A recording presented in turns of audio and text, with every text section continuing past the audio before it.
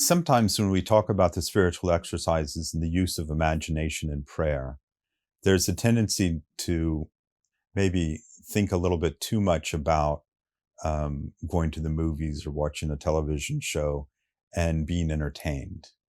And so imaginative prayer, which can be very entertaining, can be something that gives joy to our soul, can also be a little bit missing something, because prayer is obviously something that deepens our relationship with God, which calls us to follow Jesus more closely.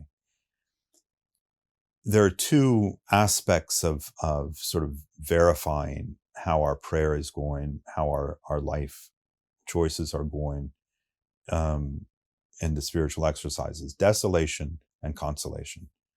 Consolation is perhaps the easier one, or the more apparent one, that I feel really good, that I have a strong sense that this is where God wants me to be.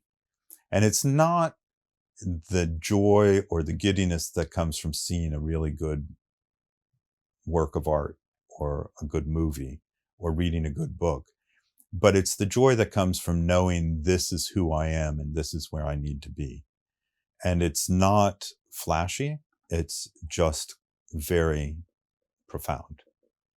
In contrast to that, especially in the life of the mystics that even precede Ignatius, is times of desolation, times of dryness, times of darkness for the soul, when in spite of all of the efforts at prayer, all of the following of Christ, all of the activity of charity that we do, there's a sense that we're not finding Christ in it, that we don't see where Christ is in it. And it's from that comes the doubts about whether we're really doing the will of Christ.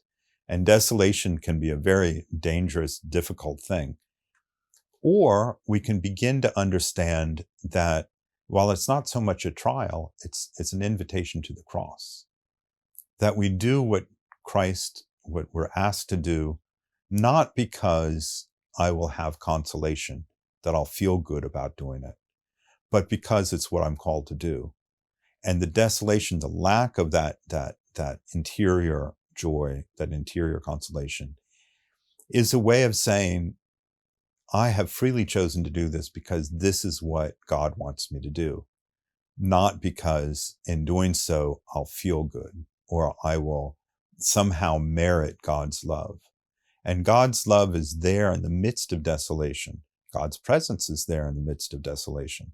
And oftentimes, not feeling it, not having the experience of it, is a test of faith, that we have to begin to believe that, in fact, God's presence is not predicated on our ability to know it, to feel it, to sense it.